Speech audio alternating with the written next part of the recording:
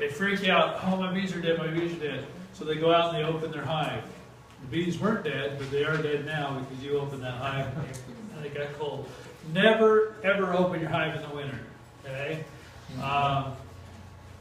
The heat rises, you open that top, that heat's gone that quick. And the bees get chilled, it's hard for them to get that heat back and they can die really quickly. So I don't ever recommend opening that hive in the winter. If you go out to your hive and there's a bunch of dead bees out front, that's a good sign. Okay? That doesn't mean your hive's dead, that means the hive is alive.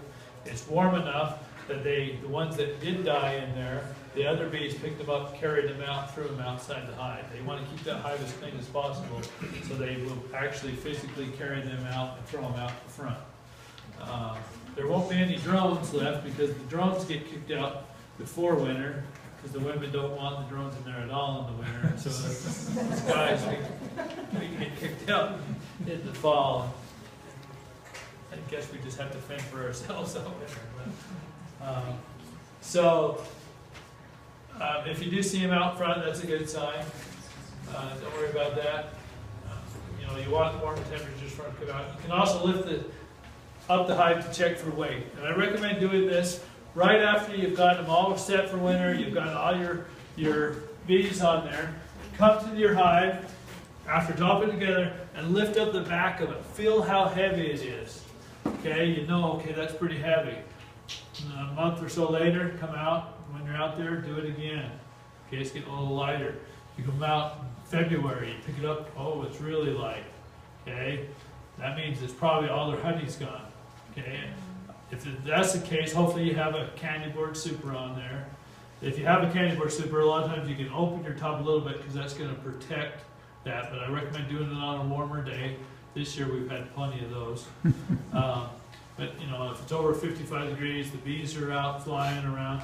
Crack that top open. Look in there. See if that candy board super is got bees. If there's still sugar in it. If it's almost gone, you're gonna have to supplement them with something. So you can make some more little candy boards. Take it, mix some sugar with some little bit of water, pack it down into like a bread pan. Let it dry for a couple days. Break it out, and then stick those little bricks in there. You've got to get them some kind of sugar or they're going to starve to death. So you just want to check for that. Make sure that they've got food. Sometimes you figure you've left them enough honey, but they don't. They eat it too fast and then they're running out. So you got to supplement them.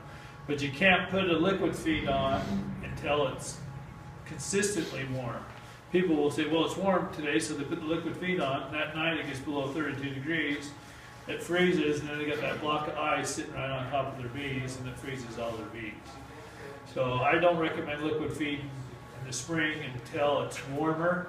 Or if you are going to liquid feed, do it out in front of the hive in a separate feeder, so the bees actually have to leave the hive to get to it. So if they're out flying around, they'll collect that and take it back to the hive, but it's not going to freeze right on top of your bees.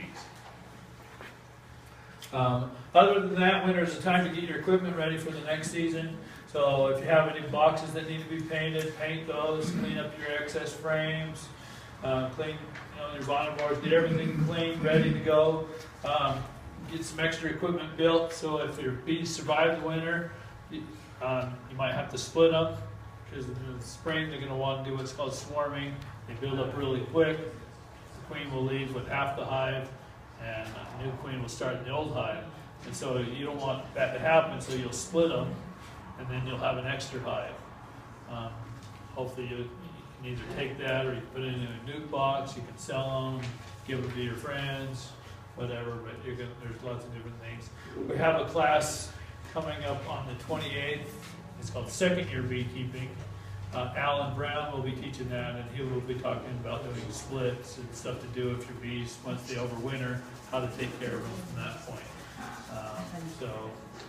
Read some beekeeping books. There's lots of beekeeping books. We have a few here. I recommend Beekeeping for Dummies highly. Natural Beekeeping is another good book. We've got Beginner Beekeeping Guides, Top Bar Beekeeping. There's lots of different books out there. Every beekeeper has a different opinion on how to be a beekeeper. So read lots of different books, take different ideas and make it into your own. There's no wrong way to be a beekeeper, there's just different ways. And so just what works for you might not work for somebody else or vice versa. Be careful what you do. Sometimes people say, well, you only have to have one box for the winter. Well, they do in Mexico, but in Utah we have to have two. So some things that you hear on the internet and YouTube might not work in this area. Before you try it, ask another beekeeper what he thinks about it. There's the Weber Beekeeping Association. They meet every fourth Thursday of the month.